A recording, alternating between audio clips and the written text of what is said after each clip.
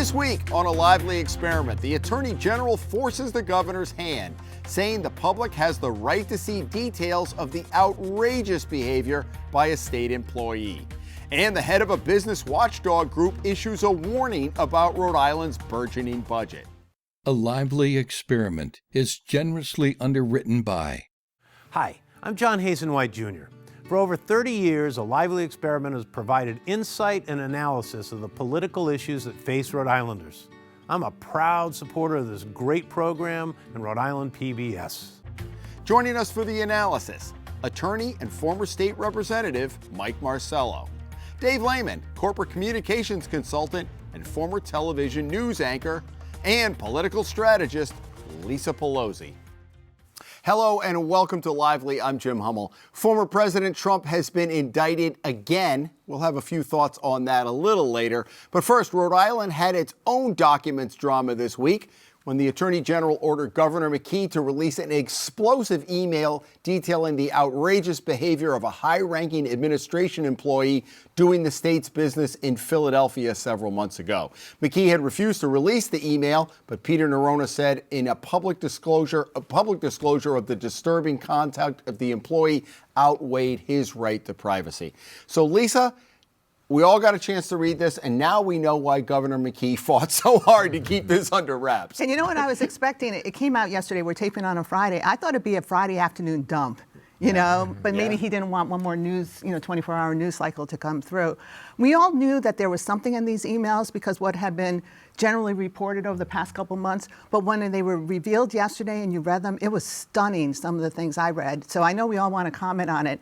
I'll take the one about what Mr. Patton said to the female executive. I'm thinking, this isn't the 1950s anymore. I didn't think men nowadays know that this is not appropriate behavior. Yeah. The brief setup is, for those who don't know, two people went down to Philadelphia. They're trying to work with a company to restore the Cranston Street Armory. I think what was disturbing was it was almost like they were members of a rock star band. We want this type of coffee. We want this type of food. Open up restaurants. It was just outrageous behavior for anybody, let alone state employees. So, Mike, as you're reading that, what are you thinking? I was shocked. I think the other underlying story is that that balancing test that was put in the law when I was there is actually my bill, a little prior to that.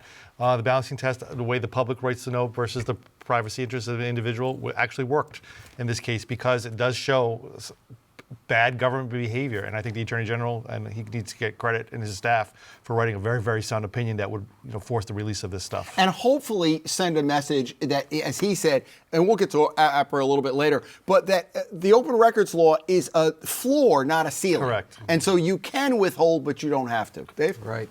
Yeah, I was shocked, as you said you were, when I read it. This is where I think the governor is not well served. Something like this, which was so denigrating to the state of Rhode Island. Remember, these are state officials going down there, basically telling these guys, you better put on a good show for us if you want this $55 million contract. And here's what we want, here's what we need. And I think the governor, I'm sure he's a decent guy. I'm sure he was outraged by that. I think this is where your own personal sense of value ought to take over. And within the limits of the law, which he had I guess, the right, in his mind, to hold back on this, I think he should have used his own common sense. And get out in front of it. And get right out in front of it and say, you know what, because he hasn't handled some other issues as well with other people who've gotten into trouble. I think he's got to learn from this because this was really insulting to the people that they were meeting with in Philadelphia, and it was insulting for the state. And to the credit of this company, they let the government know what was going on. In most business practices, they would just keep their mouth shut because there's a $55 million contract at stake. And I give the company credit for reporting this to the governor. And I think the governor should have followed through and said, we don't do this in my administration. I think they always cry personnel. We can't really talk about it because of personnel matter. There are ways to get around that if you want to. Yeah, so again, the statement that they put out yesterday saying that they were, because of an ongoing investigation, that they couldn't say anything more. They could have said exactly what you were saying, that we hold our state employees to high standards. They could have done a little bit more with this. But when you read the story about Mr. Patton's attorney alluding to that he was having a mental health crisis, and that was the reason why he said what he did, it made me think that this behavior has been going on for more than just that one time for Philadelphia, that he was there in Philadelphia. And what about his supervisor being aware of it and allowing it to happen? And then for him to be on paid administrative leave right now, that's outrageous. I thought the same thing. The attorney pulls the mental health card. And look, we don't know what his mental health is, but this guy makes $175,000 a year. To pull the mental health card and and he wants his job back. He's embarrassed, but he wants to come back. What reality is this guy living in? I also think that the fact that the company did write a letter to the governor basically tells you how outrageous and how out of the ordinary that conduct was. Right. I mean, I think some of that always probably they're trying to wheel and deal, try to put up best show. But I mean it was really very insulting, and I hope that's not how Rhode Island is perceived in the future when we go out to try to get contracts and people to come to invest in our state. That does not help us get an investment. That's going to be it is a national story. It's terrible. And also, I think the important thing for the governor to have acted, I think, more appropriately with this at the very outset. He also needs to send a message not only to the other people who work for him that we don't tolerate this, and if you do something like this, I'm not going to stand for it. I'm not going to give you cover. And I think it also sends a message to the business community nationwide or worldwide that this state does not, condone that kind of behavior. And I think it could put a little positive on a very negative story. I will tell you that it's what we call a full Rhode Island, and not everybody out there will know who Jeff Britt is, but when I immediately saw Jeff Britt has been a political operative in this state for years, and I texted him yesterday. I said, of course there's a Jeff Britt angle. He was the one, I guess it was their client, and he sent it to, and then but I mean, we were talking, 3 years ago about Jeff Britt being on trial for another thing. It's just, I don't know if that struck you as funny. I did too, and I thought, oh, that's right, there's Jeff Britt again. Jeff Britt, I hadn't heard about it for months. Yeah. So getting back beyond this, what I thought was interesting, and before they released the email yesterday, what I wanted to talk about was McKee and this dynamic with Nerona. They've gotten into a little bit of a personal scrape. It's had a little bit of an edge to it. But I also thought, Mike, what you talked about the Attorney General has become more active now about public records and other things. And I think that's a good sign. There's actually two major decisions that this Attorney General, one was when a third party controls the records, that the state or the entity still has to go get them if they have control over them. They can't hide behind, I contracted with this company. That was the Civic Center case where they didn't release the, that's a major shift from the Attorney General's office. And this decision, this was a really good decision. Contrast that to the Chafee incident with the son, who was arrested, I think, for drunk driving, or I can't remember what the incident was. There was a party out at his in house. Exeter, right. Ralph Mollett. It's a whole nother road. And state police were involved, right? And they wouldn't release it. And the Supreme Court actually backed that up. But this is actually a very, I think it's a more open interpretation of the law in favor of more disclosure, public disclosure of some of these things. We've had a history of attorneys general speaking out of both sides of their mouth. Oh, I'm really high. But when it comes right down to it, the enforcement on the local level, if you try to get documents now, a lot of public officials know we can run the clock out on you because it's too much effort. Or they try to charge you for it. Exactly. Well, and that's a deterrent. Thousands of dollars. What about this dynamic with the governor and the attorney general? I was trying to think if I've ever seen that happen before in my history of being alive, between a governor and an attorney general, and I haven't seen that. So it kind of, I think it goes back to last year's NILO investigation. So the tension there between the governor and the attorney general, and then now we've seen it play through. I know we're talking about the budget, about the attorney general wanting more money and more personnel, and then the governor saying no initially, but in the end, the Attorney General won out. So it's an interesting dynamic that's going on. And the Chief of Staff issue, too, with the Cumberland land issue. That's right. So, yeah. Yeah, we shall see. Much of the focus at the State House this week has been on the state budget. It looks a lot different than a little bit different than the one that Governor McKee proposed in January, but it's the size of the budget that has caught the attention of the Rhode Island Public Expenditure Council. 5 years ago, the General Assembly passed a budget that was just over $9 billion, reflecting a steady yearly increase in spending the past 2 decades. The proposed budget for next year, more than $14 billion, a 50% increase, and even more than Governor McKee had proposed in January. A lot of it is COVID relief money, which is going to go away very soon. Michael DeBiase heads up the Rhode Island Public Expenditure Council, a nonprofit business watchdog group. He says there are several factors resulting in the eye-popping bottom line. Yeah, taxes went up considerably. Some of that's inflation, right? I mean, some of that is that, people were making more money, things are more expensive to buy, so sales taxes go up. But there was PPP loans and unemployment relief, and also just the economy ran a lot hotter. So does that mean, though, that the overall $14 billion could come back into the $13 billion range? No, I think the total budget number will come down. It's come down this year from last year because that federal pandemic money is going down. The state general revenue spending will not likely go down, but it's a much slower growth rate. The influx of federal money has given state leaders a reprieve from chronic deficits that had become an annual rite of passage. It wasn't that long ago we were looking at 200, 250 million, 300 million deficit going back to maybe 17 and 18. Do you see storm clouds on the horizon in the out years? I wouldn't say storm clouds, but it's just if you're spending, if you're growing your spending by 6, 7, 8% a year, and then the next year it's 2.5%, it's going to mean a lot of difficult decisions. We're going to have to look at, are all the programs working?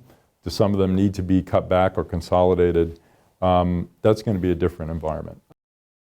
For my entire conversation with Mike DeBiase, you can head over to our Rhode Island PBS YouTube page. The entire interview is posted there. Mike, 50% increase. Do you remember what the budget was when you were there? $8.5 billion. And what year did you leave? 16. Yeah. So as you look at this, the thing that also struck me was Governor McKee in one of those rapid fire debate things last year, Tim White said, what's the budget going to be next year now maybe he was a year ahead. The governor said maybe 11 or 12 billion. So he knew the COVID, and clearly that's not reflected. What do you think as you look at these numbers? I think they're out.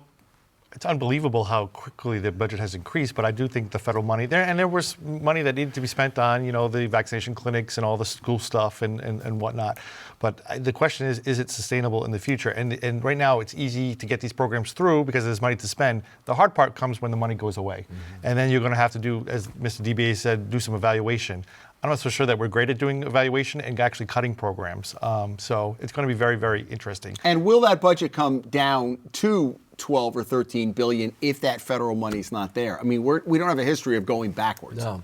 I talked with Speaker Shekarchi yesterday and asked him about this money funding new programs that when this federal money goes away, how are we going to be able to fund this? And he made a very pointed comment to me. He said, Dave, we worried about that knowing that we have these federal funds. And he said, he ballparked it for me that 90% of the money that's being spent of federal money was for one-time only plug-ins, if you will. That only probably 10% might be for programs that will continue on that would require state tax support in the future. But he said they were mindful of this and worried about that.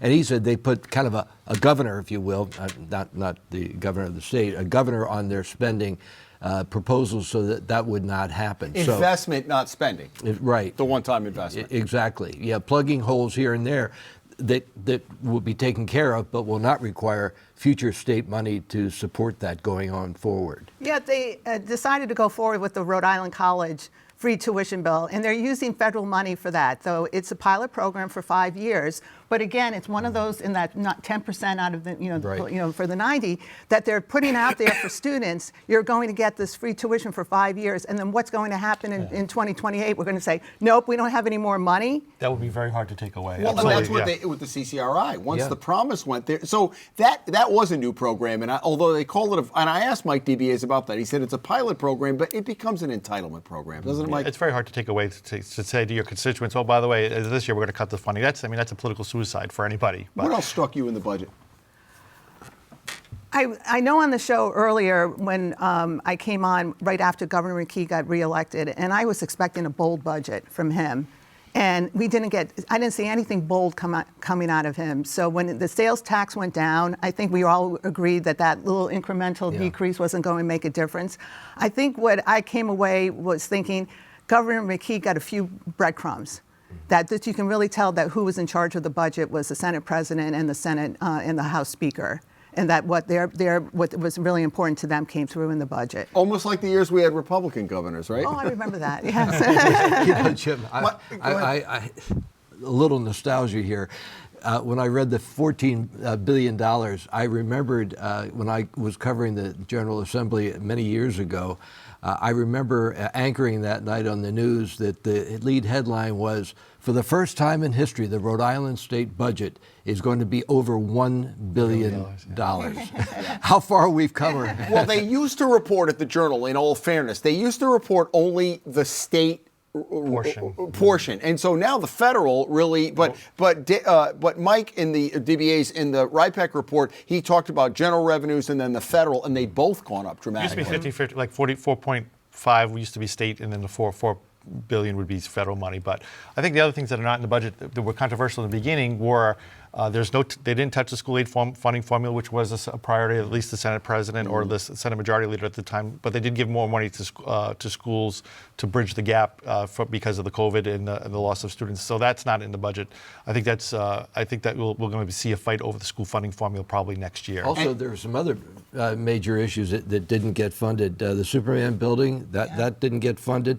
The Tidewater, the troubled Tidewater Pawtucket Soccer Stadium didn't get any money. Cranston Street Armory, the South Quay offshore wind power staging terminal, the Taunton Avenue Collaborative, none of that got any money. And I was kind of surprised. I thought some of that would get some rescue money. But I do think they kind of probably play that off the tangible tax. The exemption, that's big for that is very big, and the Senate President gets a lot of credit for that. That was his priority, and he wanted a 100% exemption, but they compromised, and I think he got $50,000 would be tax-free at the tangible. And tangible taxes are high at the municipal levels. There's no question about it. And modest COLA relief, cost of living for retirees, probably not as much as they want. Were you in the legislature during that pension reform? Yes, I was. I mean, so that brings back a little. 3 times I think I voted for pension reform. Yes. I looked at the bill. I honestly understand the formula and how they got to it. The overlying question is, how is that going to affect the sustainability of the pension by putting the COLA in early? I'm sympathetic to the people who said, look, I'm never going to get, never see the benefit of a COLA. The fact that inflation has been higher than it normally has been for the last couple of years, the pensions have decreased because of the cost of inflation.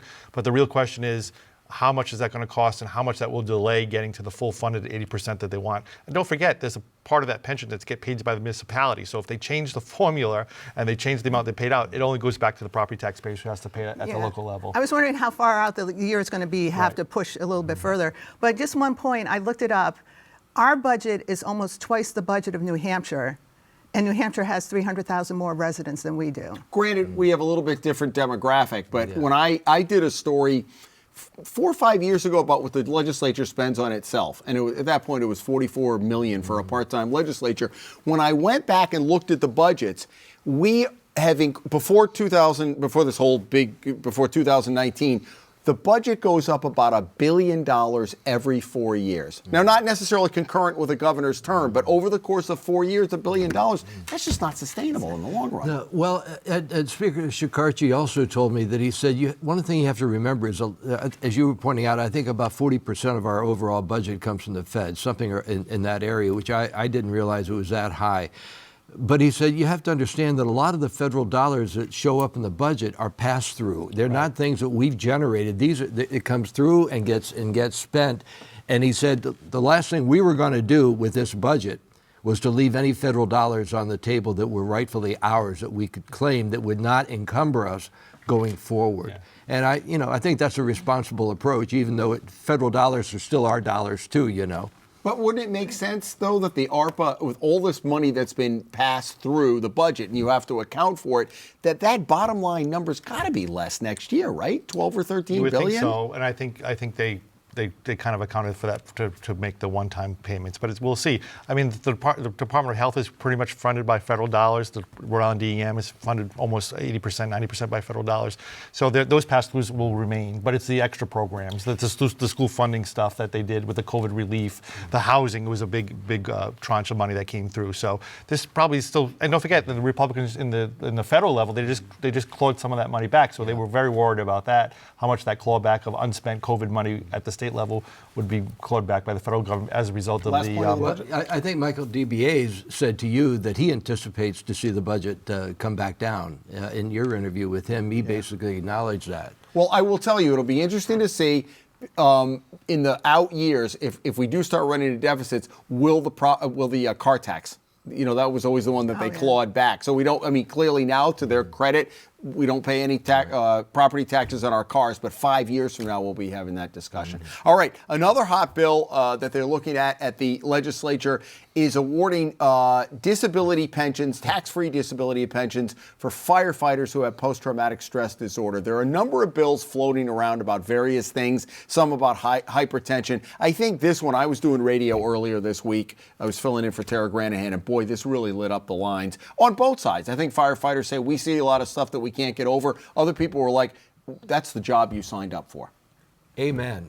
Amen. And I remember a journal article going back many years ago that pointed out, and I think Mark Patinkin may have referenced this in his own article, that 86%, I think the figure was, 86% of the firefighters eventually go out on disability pensions, which is 2/3 of their salary, tax-free.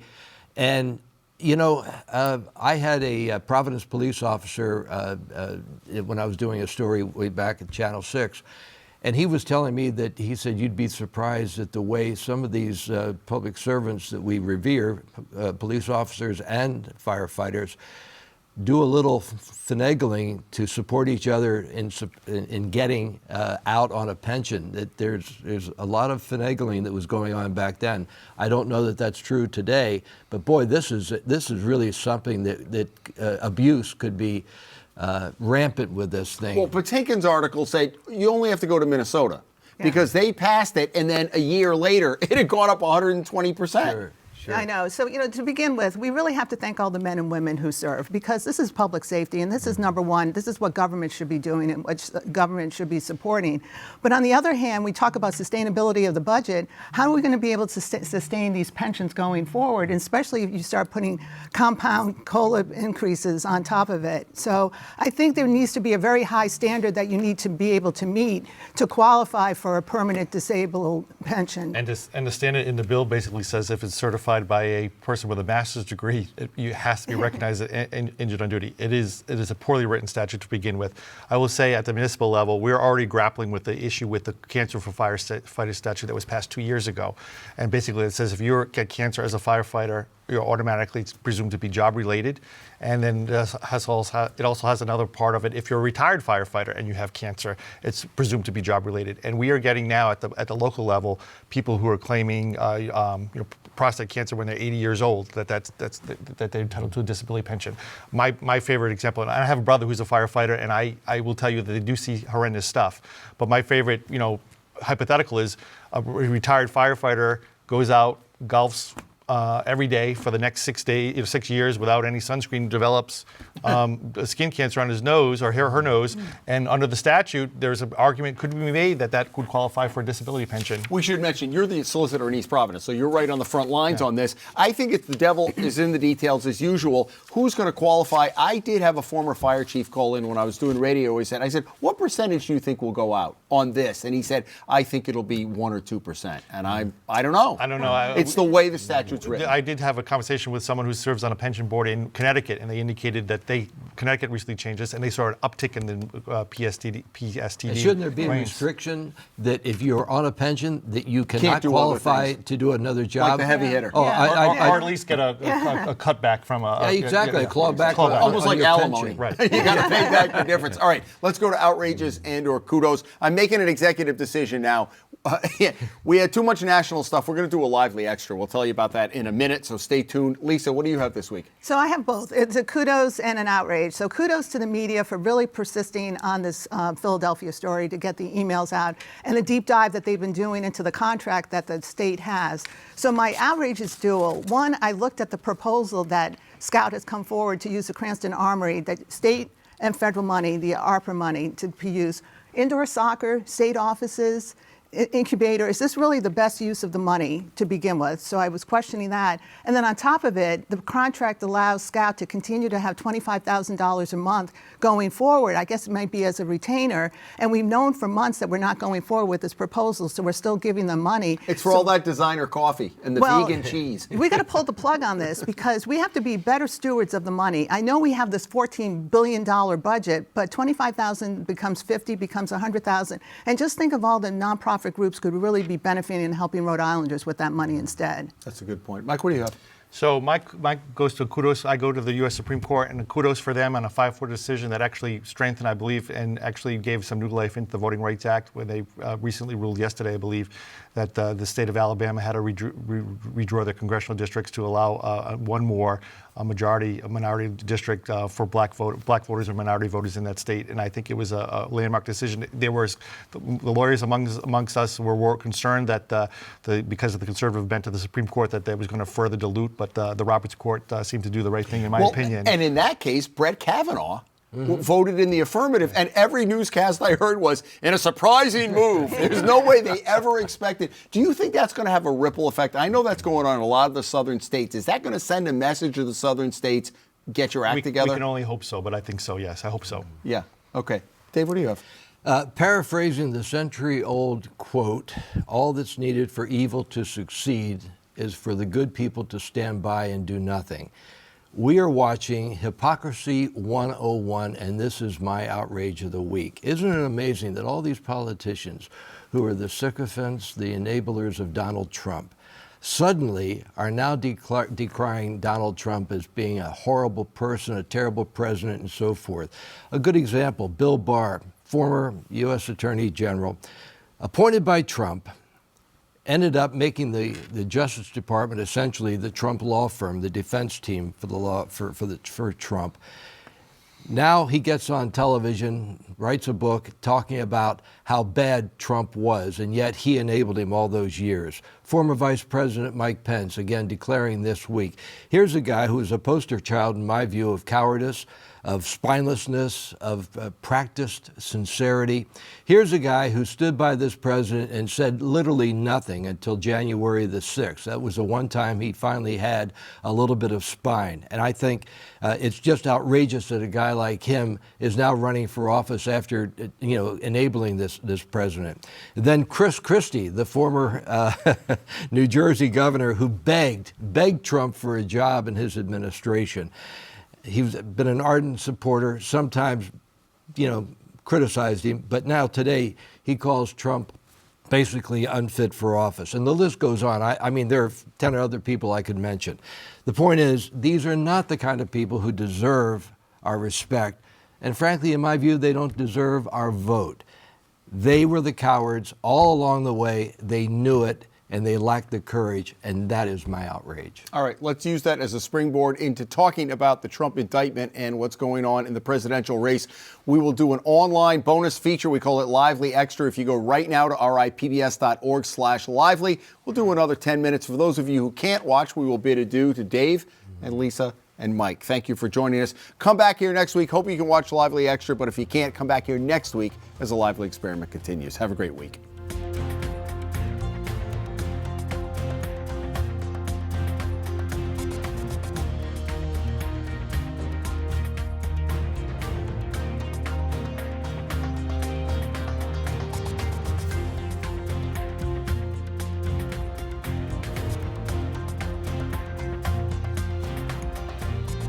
A Lively Experiment is generously underwritten by...